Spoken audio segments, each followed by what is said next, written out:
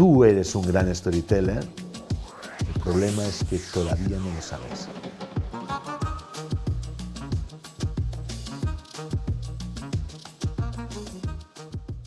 El primero, imprescindible, importantísimo. Estamos rodeados de historias. Por tanto, la antena siempre puesta a lo que puede ser una historia, a lo que puede dar chispa a un relato. Neil Gaiman decía que el cuentista, el storyteller, siempre está cogiendo las historias de fantasía a partir de la realidad, del comentario de mi amigo, de mi amiga, de esa cosa que ha pasado. Lo cojo y lo convierto en historia. El segundo tip es aprender a conectar con nuestras emociones.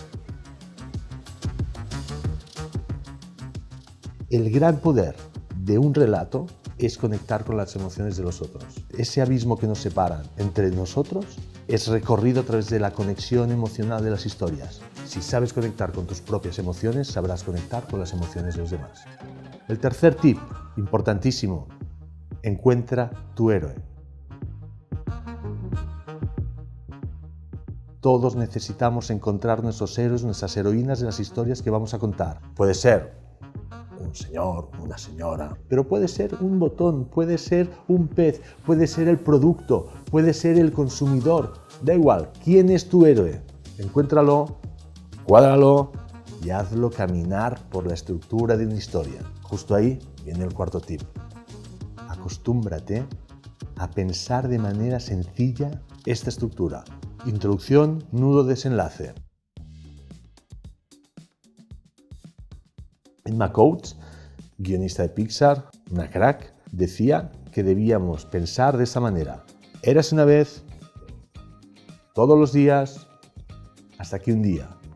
Y es por eso, y es por eso, y es por eso, y es por eso, hasta que finalmente. Si rellenamos los espacios en blanco, tenemos una gran historia. Finalmente, conoce bien a tu audiencia, que significa simplemente conoce a quién vas a contar tu historia. Tenemos ideas, historias que hemos encontrado de la realidad, tenemos conexión emocional, tenemos héroe, tenemos estructura. ¿Y ahora qué? Hay que contarla a alguien. Debemos contarla al otro. Con esto te aseguro yo que vas a descubrir el storyteller, la storyteller que todos llevamos dentro. Tengo un curso en doméstica, podéis comprarlo y nos veremos allí. Yo encantadísimo.